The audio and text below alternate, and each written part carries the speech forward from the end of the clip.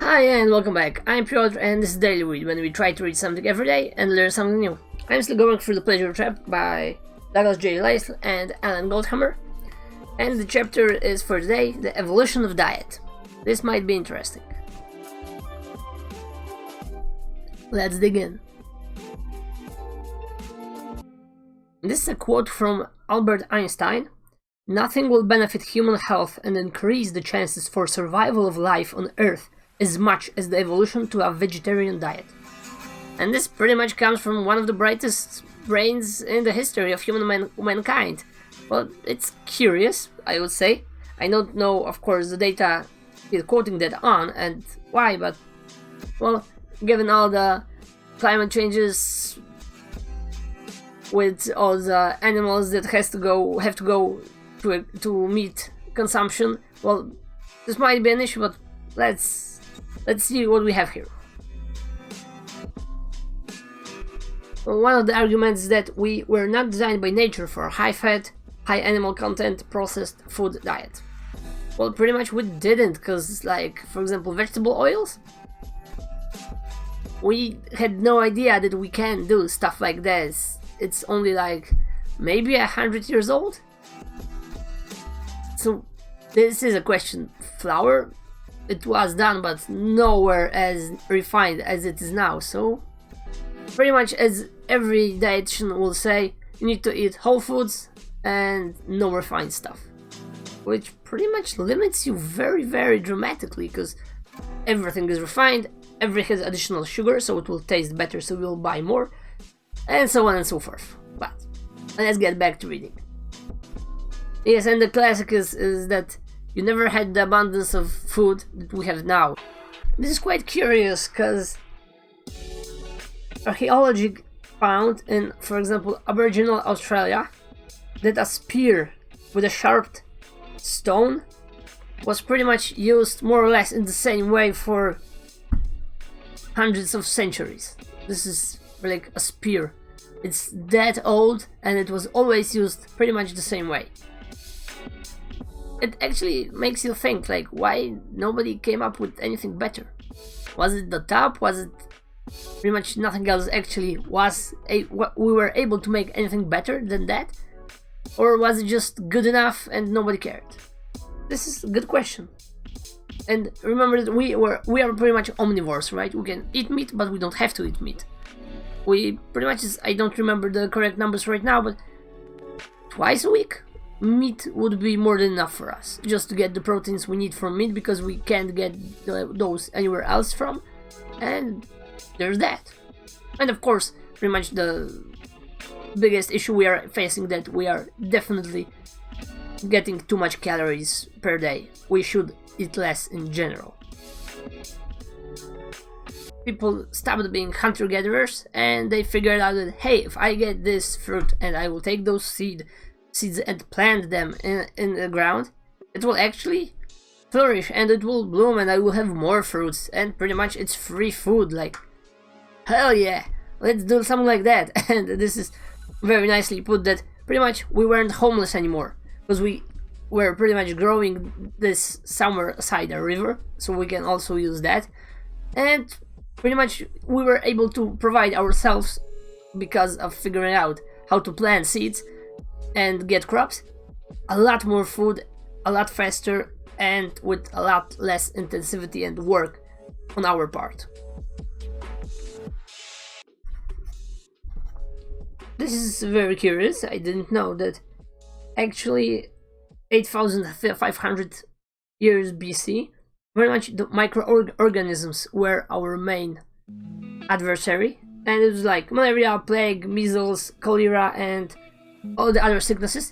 So pretty much domestication of animals introduced all those sicknesses. Pretty much, guys are going into the history of mankind. This is not pretty interesting. You already heard that.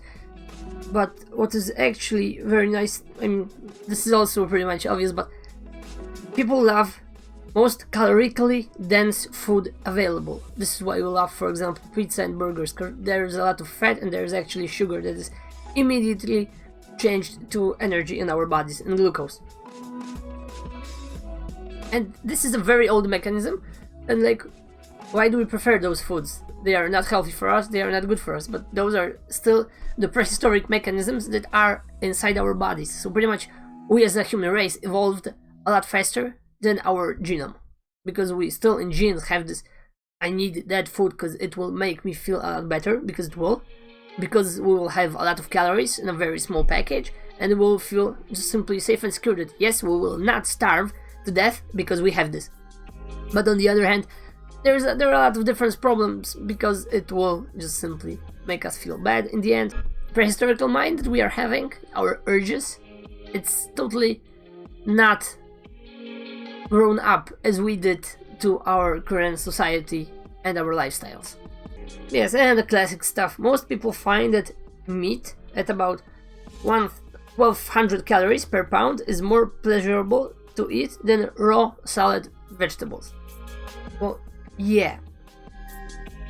And there is of course 100 pounds in the salad.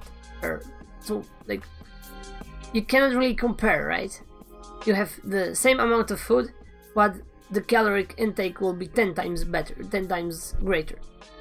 Pretty much crazy, but obviously the more calories per pound, the more or less you will like it more. And how it is called, dieases of kings. It's pretty much heart attacks, strokes, congestive heart failure, diabetes, cardiovascular issues, hypertension, obesity, blah blah blah blah, cancer. So pretty much overeating, and only the kings could overeat because they had enough. This is why those are called the diseases of kings. This is very nicely, nice, well put. Royal road to self-destruction.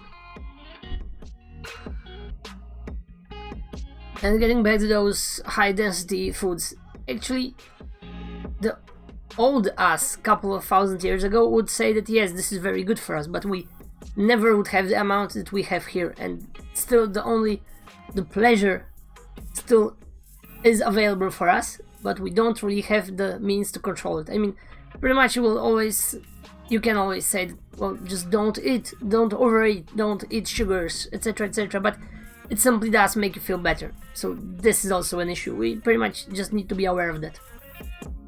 It's not like that is not our fault in the end, because everyone is responsible for its own health, for his own health, but yes, it's something that we actually need to fight, our urges and our primal instincts.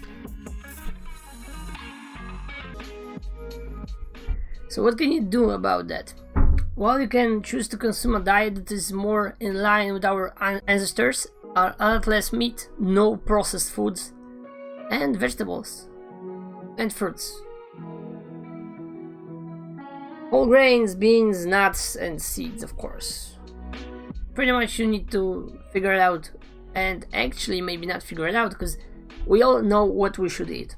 The problem is to make it as pleasant as possible, so we will actually want to eat this. Because it's a lot easier to go to McDonald's, grab a McBurger or McCheese, and like, you're done, you're happy. But to actually make something similar from vegetables that is also tasty, well, this is something totally different. Okay guys, that's it for today. It was 18 minutes.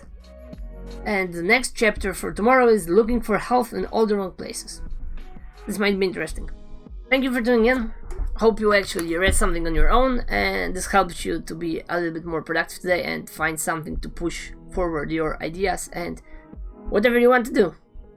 Thanks for tuning in, and see you later. Bye for now.